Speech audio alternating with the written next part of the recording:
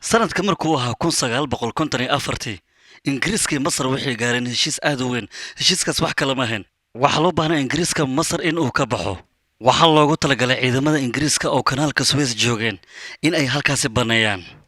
israa'iil arrintana markay maqashay runtii ayada middan way ka cabsatay. maxayil masaarida waxay adeegsan doonaan eelbuurada iyo saldhigyada military. middaas ayada waxay u aragtay handadaad aad iyo aad u weyn oo ayada xaggeeda ku soo wajahaan. masaarida ujeedkooda wax kale ma ahayn, saldhigyada military ayay rabeen. israa'iil waxay rabtay hal dhagax laba shimbir in ay ku disho. israa'iil waxay bilowday in qaqashaad ay ka fuliyaan meelaha ingiriiska iyo maraykanka ay waqtilxadirkaas degnaayeen. ujeedkana wax kale ma ahayn, waxay rabeen in masaarida ay ku diraan maraykanka iyo ingiriiska si xiriirka ka dhexeeya maraykanka iyo ingiriiska iyo masaarida uu noqdo mid aad iyo aad u falxun. kadibna labadooda dowladeed inay ka labtaan heshiiskii ay ku gaareen in ingiriiska halkaas uu ka baxo. laakiin britanka arrintaa wuu diiday. wuxuu go'aansaday in saldhigyadan kor uu ka haysto iyo weliba eelboorada.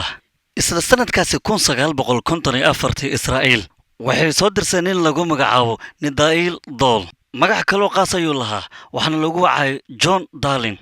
darlin. asagu waxa uu sameeyey islamarkii howl ayuu bilaabay. 13 yuhuuda oo masri joogo ayuu howlgal u diray. islamarkiiba howlgalkii dhammaantood way wada qabteen. bishii lixaad 1954 isla sanadkaas ninkaas iyo ciidamadii waa la soo qabtay. markii la soo qabtay runtii waxaa dhacday fadeexad aad iyo aad u weyn. israa'iilna waxay la kulantay wejigabax runtii aad iyo aad u falxuma. middaasna yuhuudda way ka qoomameeyeen. zuusaan ayaa qayb ka ahayd. runtii fadeexaddan magac ayaa loo bixiyey, waxaana loo bixiyey fadeexaddii loobaan. arrintan waxaa madaxa loo saaray wasiirka hore gaashaaniga minhazafon. waddanka israa'iil gudihiisa runtii halgan weyn ayaa ka jiray. wasiirkii difaaca ee waddankaas iyo ardaydii bingorian asaga wuxuu hore u ahaan jiray wasiirka gaashaaniga. ardaydiis waxaa qayb ka ahaa shamcoon dareys iyo weliba moshak gayaan. moshak asaga wuxuu ahaa madaxii abanduulaha. markaas asaga waddanka uu ka maqnaa, mawduucana gacan ayuu ka taagtay. wuxuu caddeeyey wax dembi arrinta inuusan ku lug lahayn, wuxuuna bannaanka iskaga fogay inuu asaga amarka lahaa. xataa jannaal la dhahayo benyamin ayaa waxa uu dhahay laafiin sama'uul ayaa amarkan bixiyey. kadib waa la ruqseeyey. 56 waxaa dib u soo laabtay bingorian, wuxuuna ku soo laabtay wasaaraddii gaashaaniga. kadib 65 waxa uu dhiibay istiqaaladiisa. 13 qofood ayaa waxaa lagu xukumay xukunno kala duwan. xukunnada waxay kala hayeen xabsi daayin 15 sano. fadeexaddan waxay ahayd fadeexaddii lavonik. fadeexaddan dadka loo qabto waxaa ka mid ahaa ninka lagu magacaabo eli benjaun kohin, waxaana lagu magacaabi jiray kamaal amiin saabit. waa basaas aad iyo aad u halis badnaa, wuxuuna ka mid ahaa basaasiintii aan lagu degdegi karin. runtii wuxuu ahaa qof asaga halis badan.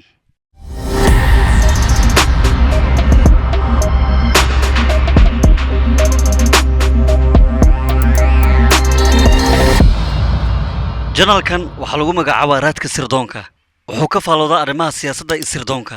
haddaad nagu cusub tahay sabskraib noo saar, sheer garee. haddaa hore nala joogtana waxaad nagu dhiirigelisaa laygta iyo sheerka. youtube-kan mar walba waxaa ka daawan doontaan arrimaha siyaasadda iyo sirdoonka. janaalkan wuxuu si toosa ugu falanqayn doonaa arrimaha siyaasadda iyo sirdoonka. meelo badan oo aadan sirdoonka adduunka aadan ka ogeyn ayaad halkan ka baran doontaan. maanta waxaan rabaa inaan ka hadlo basaaskii ugu weynaa ee waddanka israa'iil ay yeelato, oo weliba qarnigii la soo dhaafay soo mara waddamada carabeed. meelaha ugu soo mara waxaa ka mid ah waddanka suuriya. qarnigii la soo dhaafay waxaaba lagu tiriyaaba basaasyada ugu halista badneed. qofkan ka hadlaya waa eli shaun kahin. eli kohin asaga wax kale maahan. ninkaasi run ahaantii masar ayuu yimaaday. asaga masar maba ahaynba, waalidiintiisa xitaa muusan ahayn, laakiin awowyaashiisa ayaa waxay degnaayeen aleskandariya. asagana waxa uu dhashay 1924. eli kohin waxa uu ku soo barbaaray kuna soo dhex koray waddamada carabeed. runtii masaarida ayuu la dhaqmi jiray, wuxuu la bartay, deegaan ayuu la noolaa. asagana dadka inta badan isma weydiiyaan hal point, wax kale ma intaasoo idil. maadaama dad carabeed oo kusoo dhex koray cadaawad intaa leeg, muxuu carabta asaga uu ugu qaaday? su-aashaas qof walba wuu isweydiinayaa, laakiin jawaabta qof hayaaba yarata ma lahan. runtii asaga wuxuu jeclaa gabar lagu magacaabo lawaxd. aad buu ugu dhiman jiray oo jecel daran buu u qaaday asaga. runtii jacaylkiisa markuu weynaaday wuxuu rabay aabihiisa arrimaha inuu kala hadlo, laakiin odayga wejigabax ayuu kala kulmay oo waxuu yidhi adiga marnaba ma guursanaysid. markaas kadib asaga xoogaa nafsadiisa nooc kale ayay noqotay oo wuxuu bilaabay inuu isla hadlo go'aan uu gaaray asxaabtiisa ayuu dhex galay weliba wuxuu bilaabay in diinta towraad an asaga wax badan uu ka barto maskaxdiisu way soo koobacday diinta ayuu si fiican usii dhex galay diinta towraad ayuu bartay waa uu dhex galay wax badan ayuu ka sii faa'iiday wuxuu ogaaday in wax badan maadaama u bartay in yahuudda ay yihiin alla ka sokow in dadka dunidan awoodda ku leh in jannada yahuudda ay gari doonaan runtii asaga waxyaabahaas ayuu naftiisa ka dhaadhiciyey in yahuudda ay yihiin yahuud oo aanan cidna ka awood badnayn elokohin asaga xag jir ayuu noqday oo waxa uu noqday qof ku adag diintiisa towraad waxa uu bilaabay inuu ka mid noqdo ururo xag jiro oo runtii diimaha aad iyo aad ugu adag ururo diimeed oo aad u adag ayuu ku biiray saddex ka mid ayaan idin sheegaya diabos makabi iyo habulneem meeshaas wuxuu ka sii bilaabay inuu noqdo nin xag jira oo aad u adag wax walbana inuu ilaabo wuxuu ilaabay carabtii abaalkay u galeen masaarida sidoo kale inuu ku dhex noolaa weliba asagoo cuqdadaysan maalmaha ka mid ah ururo waxaa jiray oo masaarida laga haajirinayo oo yahuudda ah oo diimaha ku adag wuxuu bilaabay in muddo 48 maalin inuu dhex galo oo kadibna uu asaga sii sagootiyo wuxuu gacan weyn ka geystay familkiisa iyo walaalihiisa in ay u soo haajiraan israa'iil asagana wuxuu ku haray waddanka masar ilaa waxa uu jooga fadaxadii lavon markii ay soo shacbaxday sheekadana bilowga hore idinkaga soo sheegay markii la xidhay oo gacanta lagu soo dhigay waa la iska daayay maadaama wax caddana lagu waayey waddankiisa israa'iil ayuu aaday markuu ku laabtay wuxuu ka mid ahaa dhalinyaro 131 qofood oo tababar hoosaad ah ay dowladda u fidisay wuxuu ku biray sirdoonka waddanka macnaha waxaa loo soo diray waddanka masar in uu meeshaas u joogo kadibna sirdoonka masar wax walba way la socdeen oo ninkan tilaab asaga waa uu qaadi waayey 56 markii ay ahayd runtii dagaal 3 geesood ayaa dhacay markaas ugu dambeyn mar kale ayaa la soo qabtay haddana caddeyn ayaa lagu waayey waana la iska daayay xabsigana uu ka soo baxay israa'iil ayuu ku laabtay markaan sheekada hore wax ka duwan ayuu sameeyey macnaha wax kale maan asaga xisaabiye ayuu noqday markaas kadib muusaadka xiriirkooda waa uu foolxumaaday ugu dambeyn go'aan ayuu qaatay wax kale maan shaqada ayaa laga soo buriyey markaas kadib sekretari ayuu waxa uu noqday wasaaraddii gaashaaniga ee xilligaas arrimo jirtay isla wasaaraddii waa uu ka tagay muusaadkana indhaha ayay ku hayeen waxayna ogaayeen asaga inuu yahay qof xag jira oo diintiisa runtii aad ugu adag waxay arkeen in ninkan lagu shaqaysan karo wax walbana uu fududayn karo waxayna rabeen mar kale inay masar ku tijaabiyaan laakiin masaaridu waxay u arkeen kaar gubtay inuu yahay kadibna waxay go'aansadeen dhanka suuriya inay geeyaan waa dhab runtii asaga masar ayuu ku soo barbaaray maadaama lahjadda aad u yaqaanay maadaama lahjaddii masaarida uu asaga si fiican u yaqaanay waxaa la baray lahjadda suuriyaanka isgaarsiinta iyo qaabka la iskula xiriiro ayaa la baray sidoo kale waxaa la baray diinta islaamka weliba si fiican ayaa asaga loo baray qur-aankaa la baray axaadiista waa la baray runtii dhaqanka islaamka waa la baray bal adiga qiimee qof yahuudiya in qur-aankii iyo axaadiista uu yaqaano adiga inaad la yaabtay looma baahno xagjeernimadiisa jalliinka siduu ugu waday innaba caadi mayn xataa 360 digreed ayuu isbedelay kadib israa'iiliyiintu qorshe ayay sameeyeen waxay rabeen inay argentina u diraan xaggaas waxaa la rabaa in shacbiyad carabeed inuu ku dhex yeeshto maadaama dad carabeed argentina ay joogeen ganacsada ayaa laga dhigi rabay sidoo kale waxbarashadiisa halkaas waxaa laga dhigay mid aad u weyn kadibna asaga argentina waa uu ka tagay waxaa u sii gudbay jile iyo waddamo badan oo latin america ku yaal ayuu aaday marka jile uu galayo magaciisa waxaa loogu yeerayay kamaal amiin saabit kadib argentina ayuu dib ugu laabtay markuu argentina aaday wuxuu la kulmay nin lagu magacaabo abraham asagana waxuu ka tirsanaa muusaadka waxa uu bilaabay asaga lacag inuu siiyo kadibna shirkad gaadiid ayuu geeyey kadib waxaa loo diyaariyey buug qiso ayaa laga sameeyey macnaha dadka waxaa laga dhadhacsiiyey in adeerkiisa argentiin uu yimaaday ninkan uu yahay nin carab ah waxaa laga dhadhacsiiyey dadka in 1954 aabihiis oo dhintay 6 bil kadibna hooyadiis inay dhimatay kadibna asaga inuu halkan u yimaaday inuu noqdo nin ganacsado caan ah waxaa la bara sida dadka uu u kasban lahaa weliba waxaa laga agdhabeeyey jaaliyadda carabta micnaha wax kale looguma agdhabeynin waxaa la rabay in uu la qabsado uuna dhex galo dadka carabeed nin joornaalka alcaalam madax ka ahaa sayidul qash ayaa soo dhaweeyey yacni dadka ayuu barbarayay wuxuuna iska dhigayay nin carbeed oo runtii aad u jecel carabta yuhuuddana nacab markaas daraaddeeda ninkan dadkii ayuu soo dhex galay carabtii ayuuna ka mid noqday wuxuuna bilaabay carabtii in uu kasbado qalbiyadooda ninkii yuhuudiga ahaa asaga yacni meesha caan ayuu ka noqday dad badan waa uu kasbaday ninka joornaalka lahaa wuxa uu sheegay in dowlado badan carbeed ay halkan soo booqan doonaan kamaal asaga waa uu laabtay wuxuuna ku laabtay israa'iil sababta ugu laabtay wax kale mahayn israa'iiliyiinta waceen waxaa la barayay sida xogaha loo kala qaato sida connection fiican loo lahaado kadib asaga waddankiisa waa uu ka soo laabtay waddamada yurub ayuu dhex galay ugu dambeynna waxa uu imaaday waddanka syriya waxaana la dhahayay kamaal amiin thaabit nin oo suuriya jooga ayaa soo dhaweeyey qalabyo badan ayuu ku saaxiiday markaas kadib micnaha mar kalean ka hadlaynaa hadda laakiin arrintan ina si hadal qaadna looma baahno ninkii yuhuudiga ahaa kamaal asaga waxa uu bilaabay in dadka u kasbado dad badan oo argentiin kula soo kulmay oo suuriyaan ahaa ayaa waxay sheegeen ninkan inuu yahay nin ganacsade aad iyo aad u wanaagsan carabta jecel wanaagooda jecel wax walban u sameynaya ugu dambeyn syriya gacmo furna lagu soo dhaweeyey waxa uu sameeyey in xiriiro badan dadka uu la yeesho xisbi lagu magacaabo xisbulbacth ayuu xiriir la yeeshay intaasoo kale kuma ekan meelo badan ayuu galay oo xiriiro kala duwan ayuu la yeeshay saraakiil badan oo ciidan ah ayuu la kulmay iyo madax badan oo suuriyaan ah ujeedka wuxuu ahaa in israa'iil uu u gudbiyo kadib wuu sii tallaabsaday xogtoo dhan israa'iil uu u gudbinayay xeryihii ayuu tagay wuxuu dadka weydiinayay yacni dagaalada waxa ay kaga qayb qaadan karaan diyaaradooda miig miya helikobtara intay yihiin maraakiibtooda dagaalka taangiyada meesha ka soo bixi karaan xogtoo idil markii loo sheegay kadib asaga waa uu ogaaday ugu dambeyn israa'iil wuxuu u gudbiyey meelaha ay ka jilcan yihiin suuriyaanka oo laga soo weerartagi karo heer xitaa wuxuu gaaray asaga iyo dadka ciidanka haysto in meel la yidhaahdo juulaan ay tagaan oo xaggaas inaydhayn ay u tagaan markaas ninkan wuxuu isa saacad muuqaal iyo maqal bale oo wax duubayso waa ku 954 bal kabar saacad wax duubayso saacadda wax badan ayay sawireeday ugu dambeyn sawirada uu sawiray yuhuud ayuu u gudbiyey oo weliba juulaan meeshaas uu ka sawiray yuhuudda marka koowaad xogta kor ayay ka haystaa laakiin markan iyadoo muuqaal ah ayuu u gudbiyey sida maraykanka oo kale inayn ayay wadeen markaas kadib waxaa loo aqoonsaday inuu ahaa sirdoonkii ugu adkaa